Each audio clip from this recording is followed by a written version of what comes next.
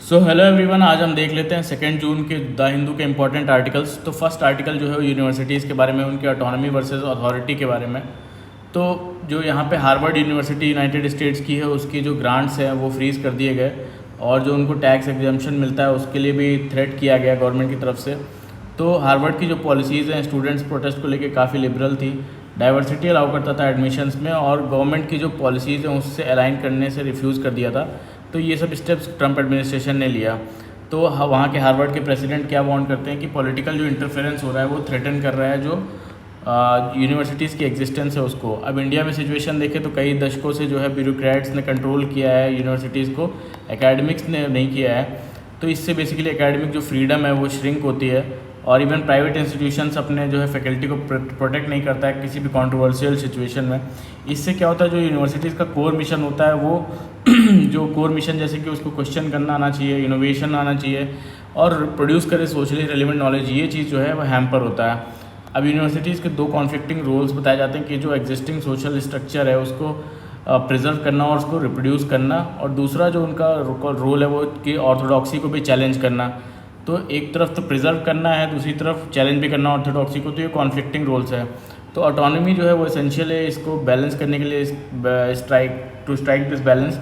अब यूनिवर्सिटीज़ इसके बिना जो है वो लॉन्ग टर्म चैलेंजेस जैसे कि आर्टिफिशियल इंटेलिजेंस हो गया, मिस इन्फॉर्मेशन हो गया, लेबर शिफ्ट हो गया, इनको एड्रेस नहीं कर सकती। अब ये ऑटोनॉमी मैटर क्यों करता है कि बेसिकली मैटर इसलिए करता है कि जो स्टूडेंट्स है उसमें क्रिटिकल थिंकिंग डेवलप होती है ना, डिसेंट क्वेश्चन करने की एबिलिटी डेवलप होती है, ओरिजिनल रिसर्च प्रोड्यूस होती है। और कुछ थिंकर्स जैसे आइकॉनिक थिंकर्स के बारे में बोलते हैं, गैलीलियो और पीसी महालनोबिस भी इसीलिए प्रोड्यूस हो पाए क्योंकि उनके यूनिवर्सिटीज़ ने उनको फ्रीडम ऑफ थॉट्स दिया। ट्रू एकेडमिक फ्रीडम जो है वो प्रोटेक्ट करता है अपने इंडिविजुअल को, स्कॉलर्स को, ना कि जस्ट यूनिवर्सिटी हेड्स को। अभी गवर्नमेंट इंटरफेयर करती क्यों है ऐसा? तो जो रूलर्स होते हैं वो बेसिकली जो है चाहते हैं कि जो यूनिवर्सिटीज़ होती है उनकी आइडियोलॉजी पे चले और उसको चैलेंज ना करें। शॉर्ट टर्म पॉलिटिक्स क्या होती है, फंडिंग कट करती है और अपॉइंट करती है अपने लॉयलिस्ट ऑफिसर्स को, और जो डिसेंट होती है उसको भी कर्व करती है। और इससे होता क्या, बेसिकली यूनिवर्सिटीज़ जो होती है वो हॉलो हो जाती हैं, सब्सटैंशियल मैटर कुछ होता नहीं है। अब फंडिंग इज़ द की बोलते हैं तो इवन जो एलीट यूनिवर्सिटीज़ हैं यूनाइटेड स्टेट्स की, वो भी गवर्नमेंट फंडिंग पे रिलाई करती हैं रिसर्चर्स के लिए। इंडिया में प्राइवेट सेक्टर इन्वेस्ट करता है बहुत कम, ठीक है, इन हायर एजुकेशन। तो इससे बेसिकली पब्लिक फंडिंग बहुत क्रिटिकल हो जाती है इसके लिए। तो जो प्राइवेट सेक्टर कंट्रीब्यूट नहीं कर रहा है इतना, तो पब्लिक फंडिंग बहुत क्रिटिकल हो जाती है। लेकिन जो कंट्रोल क्या करता है वो गवर्नमेंट कंट्रोल करती है पर्स यूनिवर्सिटीज़ के, है ना। तो इंटेलेक्चुअल आउटपुट भी अल्टीमेटली जो है वो कंट्रोल्ड रहता है। बिगर पिक्चर ये है कि जो है कंट्रीज़ जैसे कि यूएस और चाइना भी अपने आप को स्ट्रॉन्ग बना रहे हैं इंडिपेंडेंट रिसर्च इकोसिस्टम बिल्ड करके, और ये ऑटोनॉमी थ्रेटन करके जो है ये थ्रेटन करते हैं जो उनकी ग्लोबल लीडरशिप है बेसिकली किसी भी कंट्री की।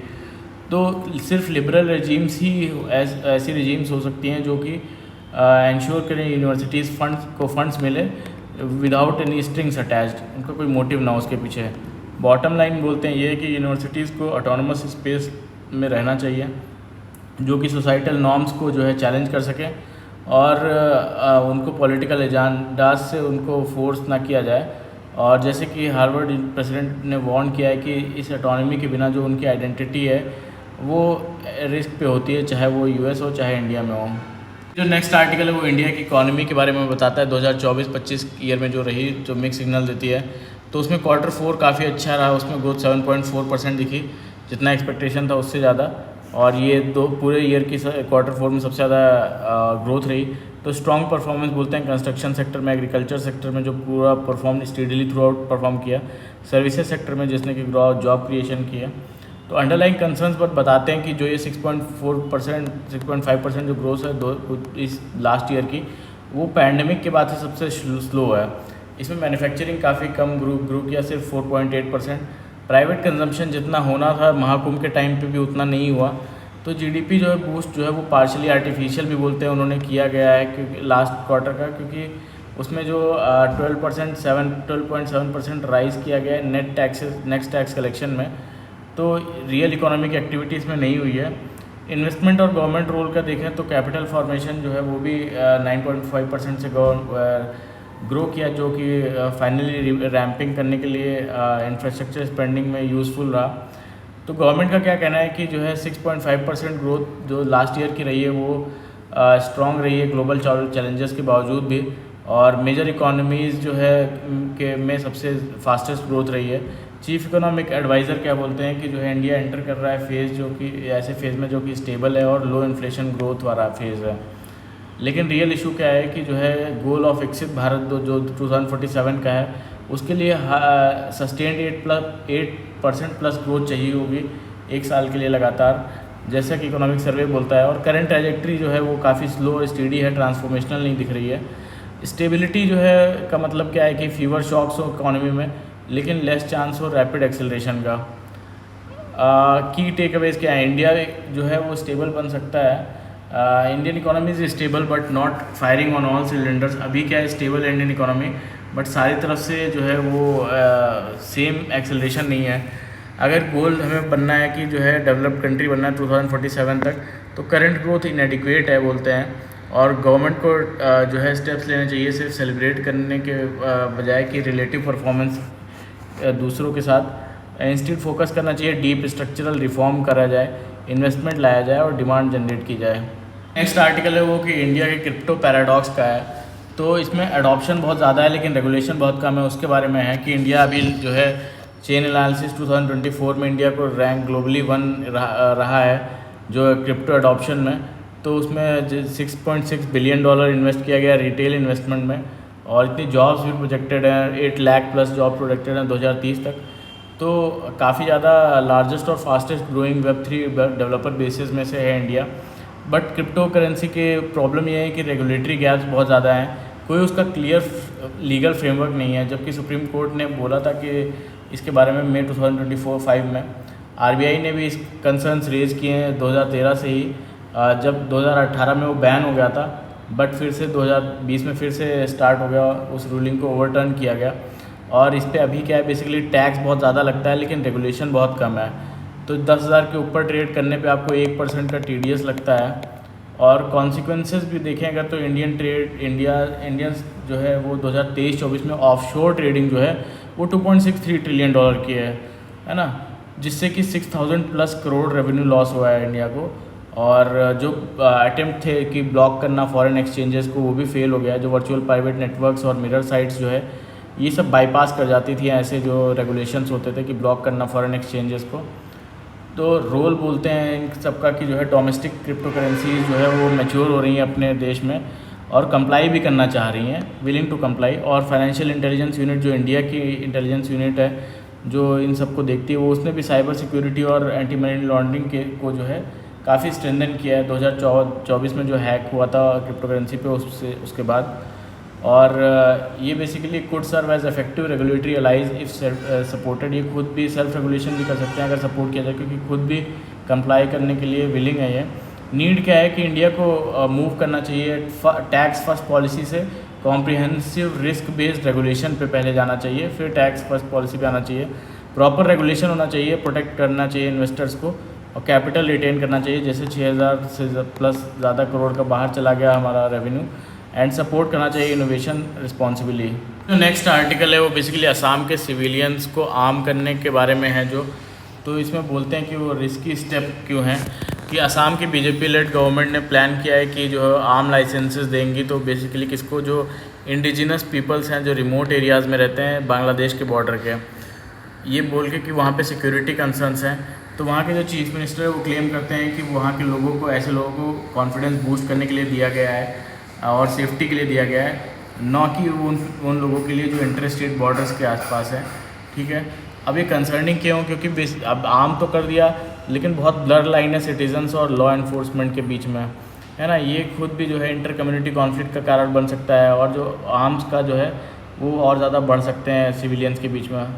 तो लॉ क्या कहता है, आर्म्स एक्ट जो है 1959 का और आर्म्स रूल्स जो 2016 का है कि लाइसेंसेस जो दिए जाते हैं वो स्ट्रिक्टली पर्सनल होते हैं और रेयर होते हैं। ठीक है, और मास लाइसेंसिंग जो होती है स्पेसिफिक ग्रुप्स की वो अलाउ नहीं होती है। ठीक है, और ये बहुत रेगुलेट करना बहुत मुश्किल होता है क्योंकि मास लाइसेंसिंग जो होता है।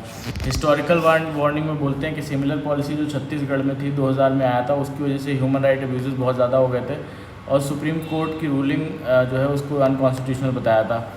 सेफ़र ऑल्टरनेटिव ये है कि सिविलियंस को आर्म करने की जगह असम गवर्नमेंट को पुलिस को स्ट्रेंथन करना चाहिए और सिक्योरिटी प्रेजेंस अपनी बढ़ानी चाहिए और अपोर्ड करना चाहिए जो स्टेट की मोनोपोली है वायलेंस पे। तो इस डिसीज़न को असम गवर्नमेंट को इस आर्टिकल में बोलते हैं रिवर्स करना चाहिए ताकि इंस्टेबिलिटी जो है और आर्म मिसयूज़ और लीगल वायलेशन जो है उनको प्रिवेंट किया जा सके। नेक्स्ट आर्टिकल है वो माउंट कंचनजुंगा के बारे में है कि माउंट कंचनजुंगा में जो नीमस है, national institute of mountaineering and adventure and sports, जो कि एक इंस्टीट्यूट है इंडियन डिफेंस मिनिस्ट्री के अंडर, तो इसने बेसिकली क्लाइम किया माउंट कंचनजुंगा। तो अब ये क्रिटिसिज्म क्यों आया है, क्योंकि जो है सिक्किम गवर्नमेंट जो है और सिविल सोसाइटी वो इस जो माउंटेन उसको सेक्रेड उसको मानती है वहाँ के लोकल्स, और बेसिकली सिक्किम के जो लोकल्स हैं वो इसको सेक्रेड मानते हैं, तो इधर से चढ़ने नहीं देते। तो उधर से नेपाल साइड से नीमस जो इंस्टीट्यूट है वहाँ के उस साइड से उन्होंने क्लाइम किया। तो सिक्किम जो है ये बैन करता है इधर से क्लाइम करना इंडियन साइड से, बट नेपाल से जो है वो बैन नहीं है, जो कि नीमस जो इंस्टीट्यूट है उसने बाईपास किया इस रेस्ट्रिक्शन को। अब ये मैटर क्यों करता है कि जो क्लाइंब है ये बेसिकली आर्मी के हर शिखर तिरंगा कैंपेन का पार्ट था, ये नेशनल प्राइड को प्रमोट करने के लिए। लेकिन जो है क्या है ये नेपाल की साइड से क्लाइम किए, तो ये जो लोकल्स की वहाँ की सेंसिटिविटीज़ हैं उनको इग्नोर किया गया और कंसर्न्स रेज करता है ये डिसरिस्पेक्ट जो इंडिजिनस बिलीफ है या इन लोगों का। और जो अब बेसिकली क्या है कि माउंटेन्स जो है वो जस्ट जियोलॉजिकल साइट्स नहीं है इनके लिए, वो स्पिरिचुअल, इकोलॉजिकल और पॉलिटिकल लैंडस्केप्स हैं। और कई सारे वर्ल्ड में एग्जांपल मिलते हैं जैसे कि ऐसी सिमिलर टेंशन्स हुए, जैसे कि हवाई में माउंट मौना किया तो प्रोटेस्ट जिसकी वजह से टेलीस्कोप प्रोजेक्ट रोकना पड़ा। चिले में जो है इंडिजिनस पोजीशन की वजह से ऑब्जर्वेटरीज़ को रोकना पड़ा। भूटान में गवर्नमेंट जो है उन्होंने बैन किया क्लाइंबिंग उनके लोकल सेंटिमेंट्स को देखते हुए। अब लीगल और एथनिक प्रिंसिपल्स में बताते हैं कि जो इंडिजिनस राइट्स हैं वो प्रोटेक्ट किए जाते हैं हमारे United Nation declaration on rights of indigenous people, international labour organisation convention 169, India's places of worship act 1961 से। अब ये सारे जो एक्ट हैं वो स्ट्रेस करते हैं प्रायर इन्फॉर्म्ड कंसेंट को, जो कि सैक्रेड लैंड यूज़ करने से पहले लेना चाहिए, इवन फॉर मिलिट्री और स्पेसिफिक साइंटिफिक पर्पज़। अब होना क्या चाहिए था कि नीमस को जो है वो कंसल्ट करना चाहिए था पहले लोकल कम्युनिटीज़ से। अगर वो एक्सेस डिनाई किया जाता है तो जो है वो प्लांट कर सकते थे फ्लैग कहीं और, इस नेशनल प्राइड को अंडरमाइन किए बिना, और इनकी जो इंडिजिनस डिग्निटी है उसको भी हर्ट नहीं होता। कंक्लूजन में बोलते हैं कि रेस्पेक्ट करना सैक्रेड लैंडस्केप्स को, वो नेशनल इंटीग्रिटी को वीकन नहीं करता है और बल्कि ये और स्ट्रेंथन करता है जो उनका ट्रस्ट और इंक्लूजन बिल्ड करके और इंक्लूड करके उनको गवर्नमेंट और इंस्टीट्यूशंस को लीड करना चाहिए कंसल्टेशन के साथ, not only with the symbolism. तो ये आज के हमारे 2 जून के सारे इंपॉर्टेंट आर्टिकल्स थे। तो अच्छा लगा हो तो प्लीज़ जो है लाइक करिएगा, कमेंट करिएगा और सब्सक्राइब भी कर लीजिएगा हमारे चैनल को। Thank you very much for the discussion.